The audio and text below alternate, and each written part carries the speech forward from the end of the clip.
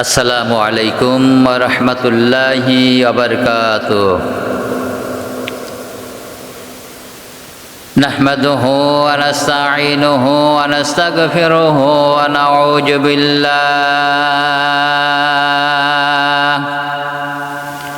নাউযু বিল্লাহি মিন শুরুরি আনফুসিনা ওয়া মিন সাইয়্যাতি আ'মালিনা। من يهد الله فلا مضل له ومن يضلله فلا هادي له ونشهد أن لا إله إلا الله وحده لا شريك له ونشهد أن سيدنا وحبيبنا ومولانا محمدا عبده ورسوله الذي أرسله بالحق بشيرا ونذيرا وداعيا إلى الله بإذنه وسراجا منيرا. فقد قال الله تعالى في كلامه المجيد والفرقانه الحميد: أعوذ بالله من الشيطان الرجيم. بسم الله الرحمن الرحيم. إن الله وملائكته يصلون على النبي يا أيها الذين آمنوا صلوا عليه وسلموا تسليما. اللهم صل على ও বাতাস আমায় নিয়ে যাও না, যেথায় শুয়ে আছেন নূরে মদিনা। বলেন, যাওয়ার ইচ্ছা আছে না নূরে মদিনায়? ও বাতাস আমায় নিয়ে যাও না, যেথায় শুয়ে আছেন নূরে মদিনা। ও বাতাস আমায় নিয়ে যাও না, যেথায় শুয়ে আছেন নূরে মদিনা। যে ফুলের সুবাসে মন ঠেকে না, যে ফুলের সুবাসে মন ঠেকে না, সেথায় আমায় নিয়ে চলো না। ও বাতাস আমায় নিয়ে যাও না, যেথায় শুয়ে আছেন নূরে মদিনা। ও বাতাস আমায় নিয়ে যাও না, যেথায় শুয়ে আছেন নূরে মদিনা।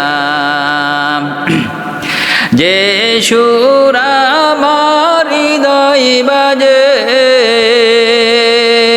রসুল শুয়ে আছেন যে আমেজে।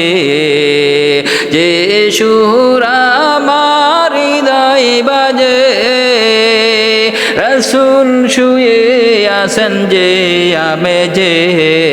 সেথায় আমায় নিয়ে চলো না, সেথায় আমায় নিয়ে চলো না। ও বাতাস আমায় নিয়ে যাও না, যেথায় শুয়ে আছেন নূরে মদিনা। ও বাতাস আমায় নিয়ে যাও না, যেথায় শুয়ে আছেন নূরে মদিনা।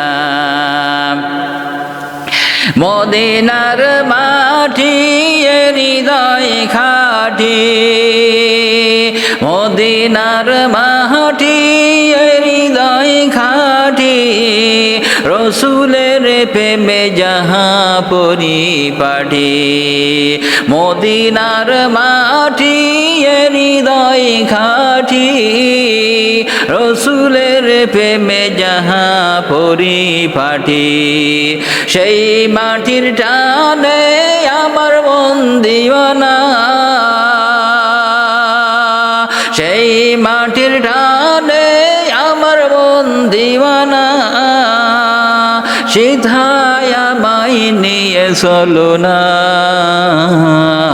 ও মাতা সামায় নিয়ে যাও না জিথাই শোয়ে আছেন নূরে মদিনা ও মাতা সামায় নিয়ে যাও না জিথাই শোয়ে আছেন নূরে মদিনা ও মাতা সামায় নিয়ে যাও না জিথাই শোয়ে আছেন নূরে মদিনা জোরে বলেন আল্লাহুম্মা আমিন।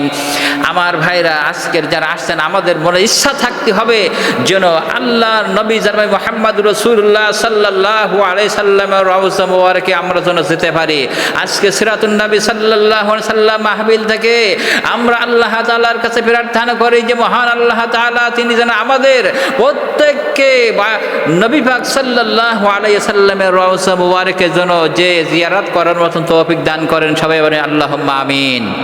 আমার বন্ধুগণ, তাহলে আজকের সিরাতুন নবী সাল্লাল্লাহু আলাইহি সাল্লামের ময়দান থেকে আমরা শিক্ষা নিতে হবে। খালি সিরাতুন নবী সাল্লাল্লাহু আলাইহি সাল্লামের মাহফিলে এসে আমরা যে ওয়াজ শুনে বাড়ি যাব, যে কুরআনুল কারীম যে আল্লাহ তাআলা নাজিল করেছেন আপনার নবী আমার নবী জনাবে মুহাম্মদুর রাসূলুল্লাহ সাল্লাল্লাহু আলাইহি সাল্লামের উপরে, সেই নবী করিম সাল্লাল্লাহু আলাইহি সাল্লামের আদর্শ আমরা যেন কিছুটা নিয়ে যেতে পারি, এই জন্য আমরা তো আজকে সিরাতুন নবী সাল্লাল্লাহু আলাইহি সাল্লামের মাহফিলে এসেছি। আমার ভাইরা, আল্লাহ রাব্বুল আলামিন বলেন লাকাদ কানা লাকুম ফি রাসূলিল্লাহি উসওয়াতুন হাসানা লিমান কানা ইয়ারজুল্লাহা ওয়াল ইয়াউমাল আখির। আল্লাহ রাব্বুল আলামিন বলেন তোমাদের নবী মুহাম্মদ রাসূলুল্লাহ সাল্লাল্লাহু আলাইহি সাল্লামের মধ্যে রয়েছে তোমাদের জন্য আদর্শ। রাসূল করিম সাল্লাল্লাহু আলাইহি সাল্লামকে তাহলে আল্লাহ তাআলা আমাদের জন্য আদর্শ করে পাঠিয়েছেন। আজকের সিরাতুন নবী সাল্লাল্লাহু আলাইহি সাল্লাম মাহফিল থেকে আমি আলোচনা রাখতে চাই। আমার বন্ধুগণ, রাসূল করিম সাল্লাল্লাহু আলাইহি সাল্লাম হাদিসের ভিতরে ফরমায়েছেন একটা হাদিস, এই হাদিসটা আমি ব্যাখ্যা করে আলোচনার শেষ পর্যায়ে যাব ইনশাআল্লাহ। আমার ভাইরা, আমার বন্ধুগণ, আল্লাহর নবী জনাবে মুহাম্মদুর রাসূলুল্লাহ সাল্লাল্লাহু আলাইহি সাল্লাম হাদিসের মধ্যে বর্ণনা করেছেন, হযরত আবু হুরায়রা রাদিয়াল্লাহু তাআলা আনহু হইতে বর্ণিত, তিনি বলেন নবী পাক সাল্লাল্লাহু আলাইহি সাল্লাম ইরশাদ করেছেন, রাসূল পাক সাল্লাল্লাহু আলাইহি সাল্লাম ফরমায়েছেন একজন মুসলমান আর একজন মুসলমানের উপর, একজন মুসলমান অপর মুসলমানের উপর 6টি হক রয়েছে। বলেছেন কে? আর জোরে বলেন কে বলেছেন? মুহাম্মদুর রাসূলুল্লাহ সাল্লাল্লাহু আলাইহি সাল্লাম। তাহলে আজকে সিরাতুন নবী সাল্লাল্লাহু আলাইহি সাল্লাম মাহফিল আমরা আসতে এসেছি যারা, আমরা মহান আমাদের নবী জনাবে মুহাম্মদুর রাসূলুল্লাহ সাল্লাল্লাহু আলাইহি সাল্লাম যে কথাটা বলেছেন ওইটা আমরা ধারণ করে নিয়ে বাড়িতে যাব। তাহলে হাদিসের ভিতরে আল্লাহ রাসূল কি বলছেন আমরা এটা মনোযোগ দিয়ে শ্রবণ করি। আল্লাহর নবী জনাবে মুহাম্মদুর রাসূলুল্লাহ সাল্লাল্লাহু আলাইহি সাল্লাম বলছেন একজন মুসলমান অপর মুসলমানের উপর 6টা হক রয়েছে। এই হক কটা আমরা আদায় করি কিনা আমাদের লক্ষ্য রাখতে হবে। আর যদি হকগুলো আদায় না করি তাহলে আমাদের আজকের মাহফিল থেকে অঙ্গীকার করে যাব এই 6টা যেন হক আমরা আমল করতে পারি। 1 নম্বরে আল্লাহ রাসূল সাল্লাল্লাহু আলাইহি সাল্লাম বলেছেন, প্রথম নম্বরে আল্লাহ রাসূল সাল্লাল্লাহু আলাইহি সাল্লাম বলেছেন কোন মুসলমান অপর মুসলমানের সহিত যখন দেখা হবে তখন ওই মুসলমান যেন তাকে সালাম দেয়। সালাম দেয়। আল্লাহর নবী বলেছেন, যখন কোনো মুসলমানের সহিত দেখা হবে, তখন অপর মুসলমান যখন দেখা হয়ে যাবে, তখন ওই মুসলমান ব্যক্তিকে সালাম দিতে হবে। আমার ভাইরা, আমার বন্ধুগণ, তাহলে আজকের এই সালামের ব্যাখ্যাটা একটু দিয়ে যায়। সালামের ব্যাখ্যা হয়েছে, আমি হলাম মাওলানা সাহেবের মনে করি, আমি হলাম পীর সাহেব, আমি হলাম শফি সাহেব, আমি হলাম দরবেশ সাহেব, আমি হলাম হাজী সাহেব, আমি হলাম গাজী সাহেব। আমার বন্ধুগণ, আমরা মনে করি যে আমার মুরিদরা আমাকে সালাম দেয়, আমি কেন মুরিদদেরকে সালাম দেব?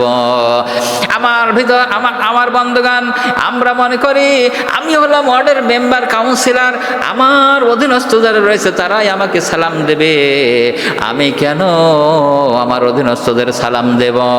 আমার বন্ধুগণ, অনেক মাওলানা সাহেব রয়েছে, আমরা মনে করি যে আমাদের সালাম দেবে শ্রোতারা, আমরা কেন সালাম দেব?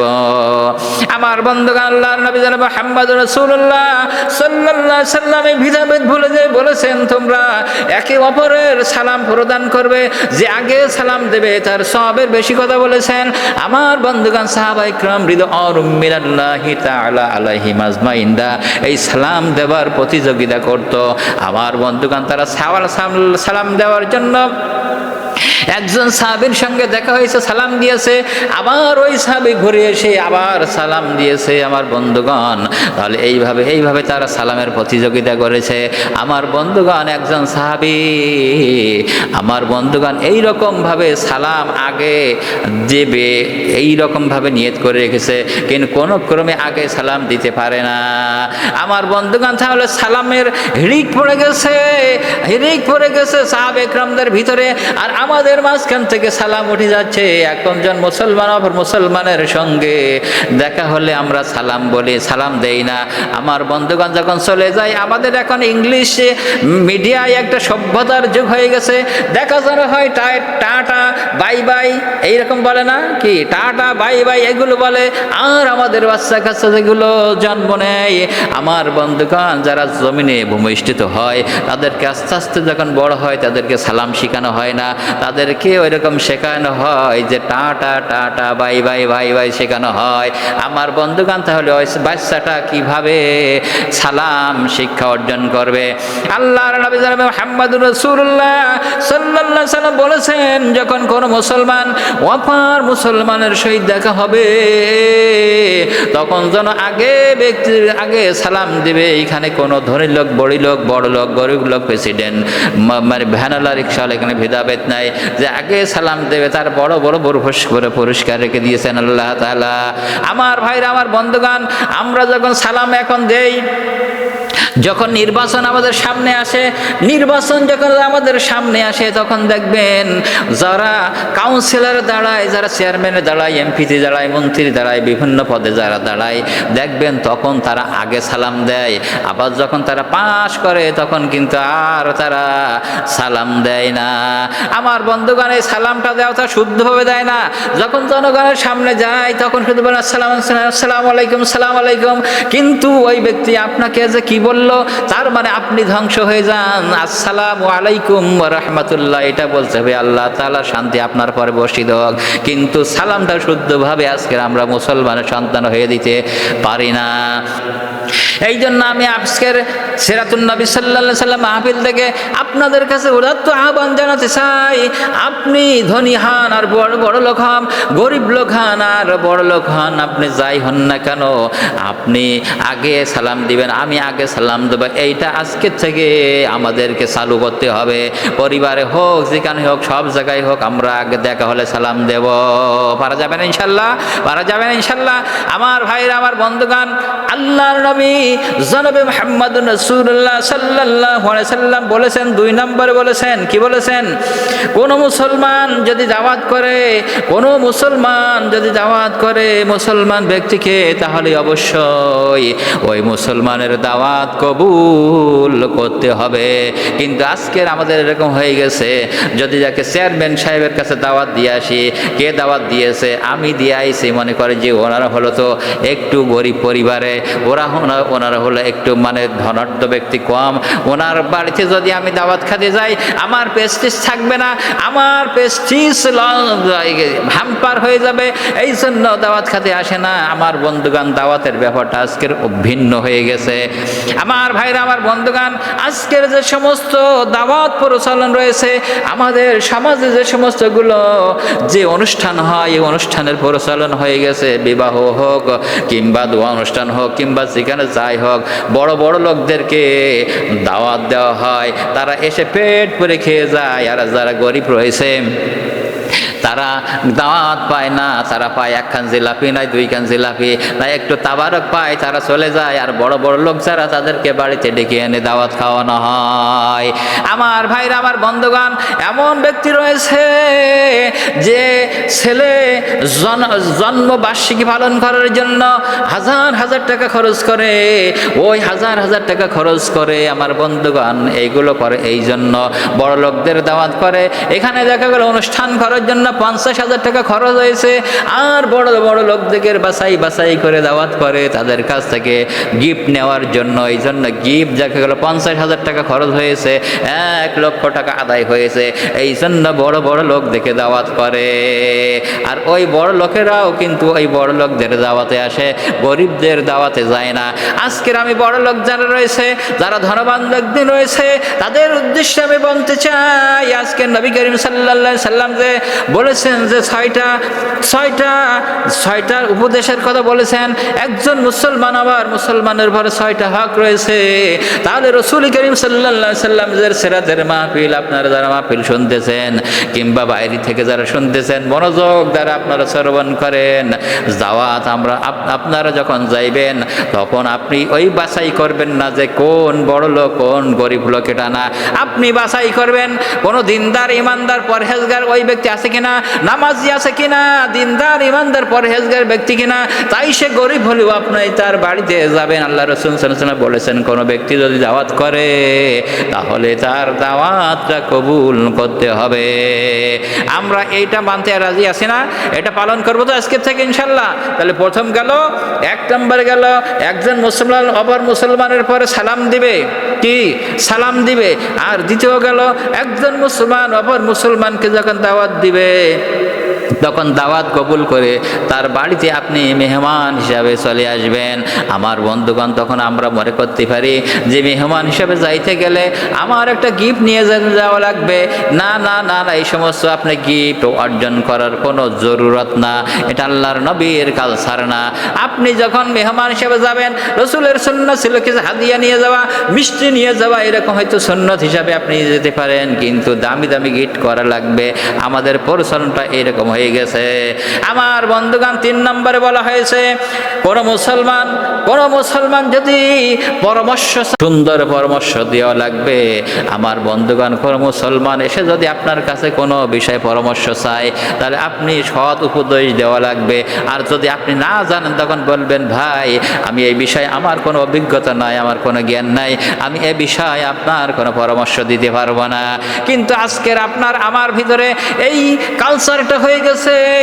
আপনি আমি যখন কোনো একটা পদের ভিতরে আছি, আজকের আমি কোনো দায়িত্বের ভিতরে আছি মনে করেন, তখন আমার কাছে যখন একজন লোক আসলো, কোনো ব্যক্তি আমার কাছে আসলো বলল, অমুকের সঙ্গে আমার জ্ঞানজাম সৃষ্টি হয়েছে, তার সঙ্গে মনোমালিন্য হয়েছে, তার সঙ্গে কিংবা কোনো রকম একটা খারাপ আচরণ হয়ে গেছে, আমি এখন কি করতে পারি?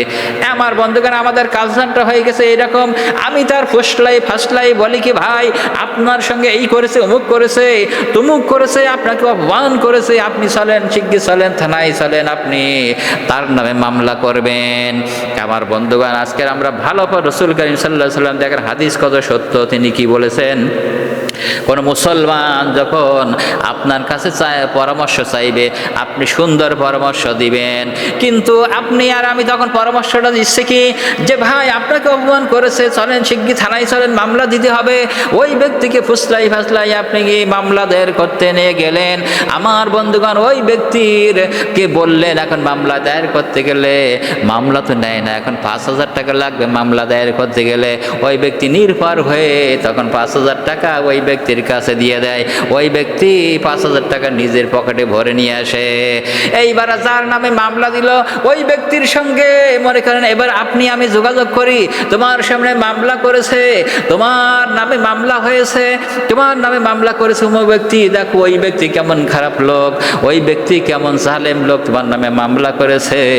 আমার বন্ধুগণ এই কথা বলে তাকেও বলে তুমিও মামলা করতে হাঁটো, নইলে তুমি চলো, মামলাটা ঠেকানোর জন্য এই খরচ করা লাগবে।